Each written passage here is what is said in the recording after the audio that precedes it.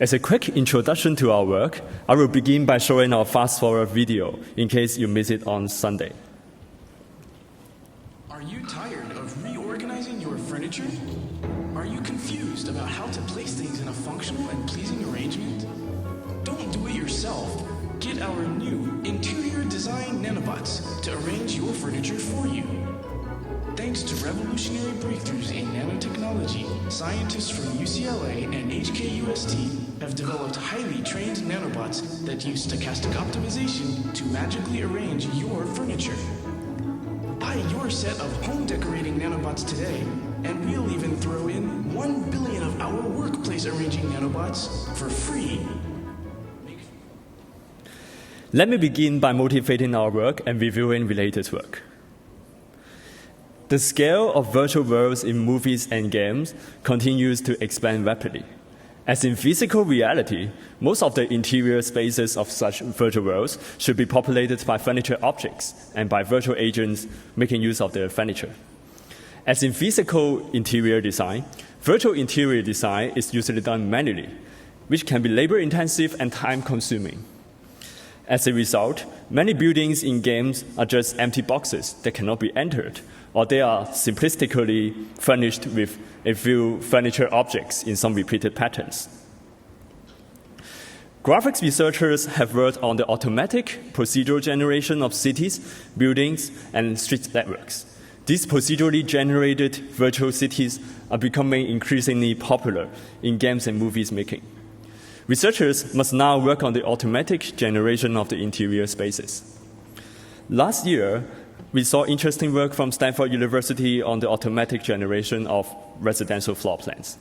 And the lateral open question remains of how to design the interiors of the rooms, and in particular, how to arrange the furniture in the room. This is the objective of our work. Very little work has been done on automatic furniture arrangement. A Eurographics 2009 paper by Gemmer presents an approach in which each furniture object is regarded as an agent that tries to attach to a wall. The arrangement is generated automatically, but the authors identified some critical shortcomings. First, the user must specify the spatial relationship of each furniture object with the room, which can be tedious on a large scale. Second, important ergonomics factors are disregarded. So it is likely in the furniture arrangement generated, the doors will be blocked and the televisions will have limited visibility, etc., which would not only make the room look unlivable, but also present difficulties to the virtual agents trying to use the room. I will now present our two-component approach. The input is a geometric model of a room plus a random arrangement of furniture. The output is a realistic, well-furnished room. A major advantage is that basic interior design principle and ergonomics can be formulated mathematically so that they are applied during the generation process. For example, a pathway can be ensured to exist between the doors, and the TV can be ensured to be visible from the couch, and the radial symmetry can be enforced in the arrangement of chairs around a circular table. The generation process is automatic, and it can provide multiple good solutions. Well, this is similar to reality, where we can decorate, say, our bedroom with the same set of furniture in multiple pleasing ways. So let's do a comparison. On the left is a commercial software from IKEA in which the user must arrange the furniture manually. As we can see, it's not very trivial to get a reasonable arrangement by hand, and it really takes time. By contrast, on the right is our simple-to-use automatic approach. So for this bedroom example, it takes about 20 to 30 seconds to arrange.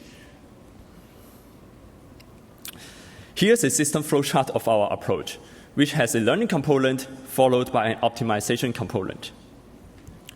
First, we look at the learning component. Our approach is example-based. Starting from some positive examples that are modeled by humans, our system automatically learns the useful spatial and hierarchical relationships for furniture objects. which are taken as priors in the optimizations. The user then defines any pairwise relationship. For example, the TV should be facing the couch, and visibility requirement. For example, the front of the TV should be visible. Next, we look at the optimization component. Starting from a random arrangement of furniture, our system performs an iterative stochastic optimization with the various relationships and requirements encoded as cost terms in the cost function. Then after some iterations, we obtain an optimized no-cost furniture arrangement. Let's look at the learning component in more detail. First, our system represents each furniture object using a simple bounding box. So as you can see, the TV on the left has 6 faces. Second, our system regards the room and all the furniture inside as a hierarchy. Suppose we have this example living room. We want to synthesize another furniture arrangement.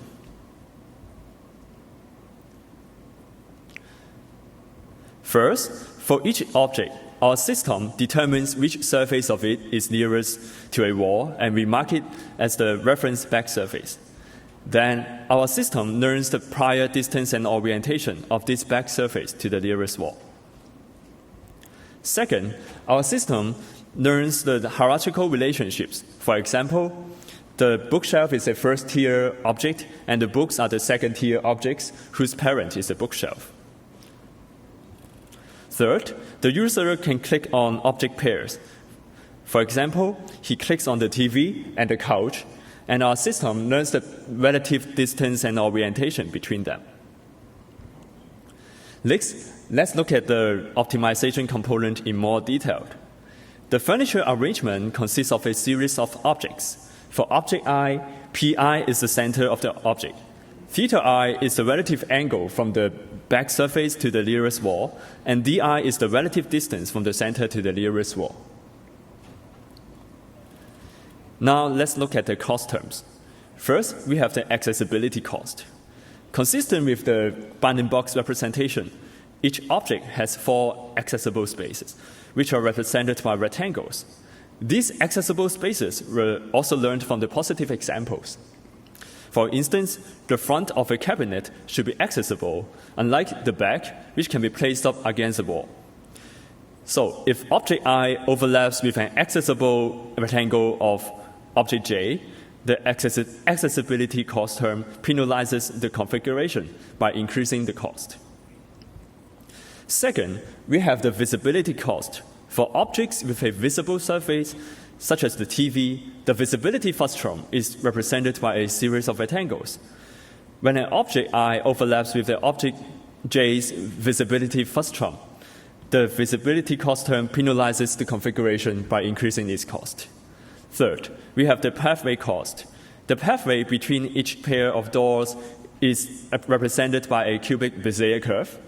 Along the curve is a series of rectangles that the objects should not overlap with. The pathway cost is defined similarly as the visibility cost. Then we have 4 prior costs. For each object, the relative distance and orientation to the nearest wall are penalized if they deviate from the prior desired values. For objects in a pairwise relationship, the relative pairwise distance and orientation are also penalized if they deviate from the prior desired values. So the total cost is a weighted sum of the individual cost terms. From the user study, we find that users are, in general, more sensitive to orientation changes than distance changes. So we set the orientation cost terms to have stronger weight, followed by the distance cost terms, and then by the other cost terms. The same optimization framework can be readily extended to the second-tier objects. So first, a second-tier object aligns on a first-tier parent. Then it treats the surface of the first-tier parent as a room and tries to rearrange itself. As the optimization landscape is generally associated with the total cost function is generally complex, we use a stochastic optimization method, specifically the well-known simulated annealing, to get a minimal cost furniture arrangement. Simulated annealing has a cooling schedule.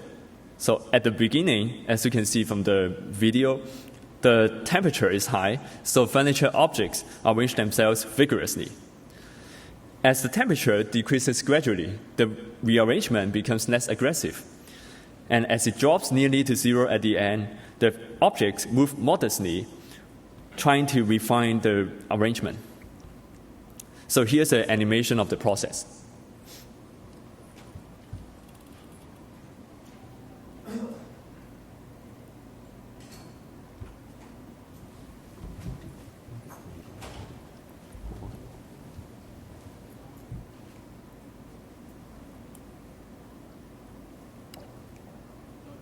So we can obtain multiple different solutions from the same stochastic optimization. At each iteration, a move is proposed which changes the furniture arrangement.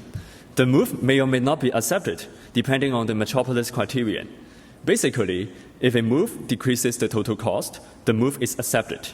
Otherwise, if the move increases the total cost, the move is accepted with a probability. The higher the cost increase, the lower the probability of acceptance. Note that the constant beta in the transition probability is inversely proportional to the temperature. So cost increasing moves are accepted more aggressively at higher temperature than at lower temperature. And this prevents the optimization from being trapped in non-optimal local minima. The proposed moves include translation and rotation, of course. Occasionally, it also swaps two objects, which permits bigger changes. In addition, pathway control points may be translated to change the shape of the cubic Bezier curve in order to avoid objects. The perturbations to the free parameters are drawn from normal distributions, whose variances are proportional to the temperature. Now, we show some of our automatically generated results. On the top left corner is a positive example of a factory. And on the right are the synthesis results. And looks that each result is different. So we also have the flower shop, a gallery, a resort, and a restaurant. Next, we walk through the generated scenes.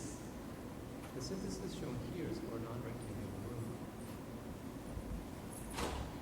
Using pairwise relationships between the guitar, the drum, and the chair, we can create a music corner. Similarly, pairwise relationships between the canvas stand and the stool help to create a region dedicated for painting.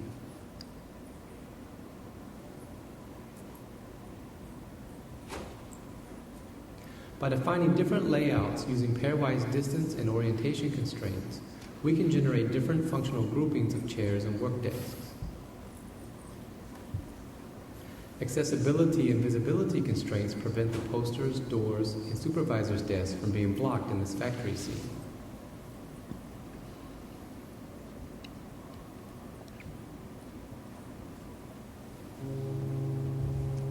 This scene is densely covered by potted flowers and plants. Our pathway term ensures the existence of a pathway between doors. Accessibility constraints prevent the cashier from being blocked.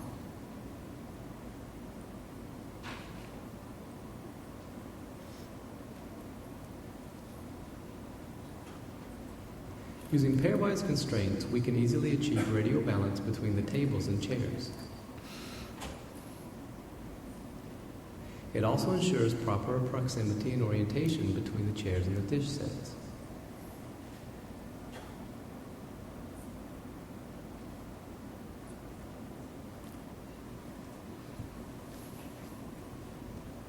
This final example demonstrates an optimized layout for the Yale University Art Gallery.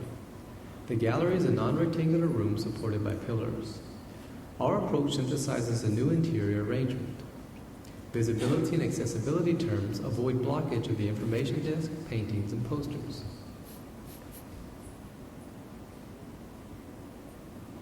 We have demonstrated an approach for generating optimized furniture layouts. This is the end of our video. Thank you for watching. Next, we see the effects of omitting each cost term. On the left is the Eliso random arrangement. On the right is the desired output. If we have low accessibility, the plant can crash with the chair. With low visibility, the TV can be blocked by another object. With low pairwise distance, the chair can be far away from the work desk. On the other hand, with low pairwise orientation, they are not facing each other. And with low prior distance, the furniture can be away from the wall. And with low prior orientation, the furniture can make a strange angle with the wall. With low pathway term, the door can be blocked by furniture. And finally, with all the cost terms, we get a desired arrangement. I will now summarize our contributions and our plans for future work. In summary, we demonstrate that different considerations, including ergonomics, can be formulated in a unified optimization framework, which can generate multiple functionally and aesthetically pleasing furniture arrangements automatically. Our approach aims to avoid the scalability problem by minimizing the amount of human interaction and maximizing the amount of automation. This makes it suitable for application in the synthesis of large-scale virtual worlds for use in movies and games. We have also validated the performance of our system with a systematic user study that, unfortunately, I don't have time to show in this presentation, but it is reported in our paper in detail. In our future work, we plan to consider more ergonomic and interior design factors, and we plan to speed up our algorithms through GPU implementation with an aim to achieve synthesis at interactive rates. And we also plan to automatically learn the pairwise relationships from positive examples. And finally, we hope to develop techniques to exclude some inadequate local minima that can occur. For example, when the room is small and there are many furniture objects to arrange. Thank you.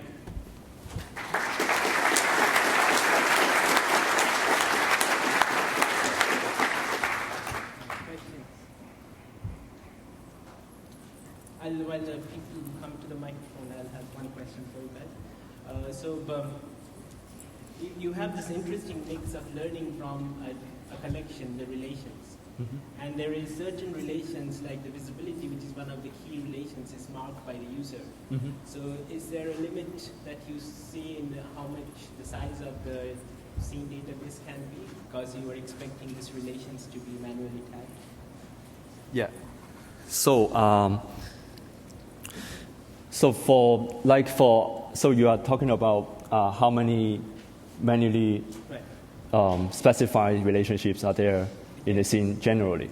So let me give you some example. Like in our bedroom, the visibility requirement is only for the TV. So in general, you can say like in this room, how many visibility requirement we have. Maybe so this room is not the best example. All sharing need visibility to you, so it's linear in the number of chairs. Yeah, so I think the most important visibility requirement is this big screen, and the screen of the laptops. So I don't think we have so many to arrange in a general case. And if you so there are some repeated objects also. So if you set the visibility requirement of this laptop, it can propagate, to other objects also. So usually it's not a very time-consuming job. My question was more about propagating across scenes. So you tag it in this room, but you have to again tag it in the next room. We can discuss this. Yeah. Yeah. Yeah, I have a question of how this works. So you create these really nice results, but let's say I have if I take the paper from Merrill et al. and they create. Sorry, can you speak up a little bit? If I take the paper from Merrill et al. and they create some really nice floor plan, so now I want to have furniture in all these individual rooms. Is it possible to apply your method, or would you have to go and create the positive example for each room first? Yeah, we assume there are some positive examples. In our scenes that we show, for each, we use 5 positive examples. But actually, one positive example also works, but more examples give you more relationships for the extraction part, and also it gives more variety in the generation. But yeah, we assume there are some positive examples first. But do you need a positive example for exactly the same room size, or do you just need a positive example for not exactly the same room size, because it's not depending on the geometry of the room, because each object is trying to lie itself against the nearest wall. So actually in our work, like in the restaurant example, the example room geometry is different from the synthesis room geometry, and it is in our supplementary material. You can refer to it. Thanks. Thank you. Thank you for a great presentation. Yeah, I thank have you. a question about the pairwise relationships. Yeah. Have you considered using more than pairwise relationships? Would that work with your framework? Would it be consistent with the way you approach the optimization? For some settings, more than pairwise relationships are very useful. So, can you repeat your question? I don't really get it. Using not just pairwise relationships, but arrangements, constraints on arrangements. Let's say a table has to have 4 chairs in this exact configuration around them. Yeah, like in our example in the restaurant, you see there is a circular table and with different chairs arranged near to it. So actually, the pairwise relationship we have here is kind of a general tool that you can use to define other patterns. Like you see in the restaurants, there are different, like in the factory, there are different kinds of layouts. So I think this is like a basic tool that you can use, to define other things. The speakers will also be available after the session. But if you have other like insight, we are happy to talk with you. Thank you. What do you want? Yeah. Let's thank the speakers one more time. Thank you.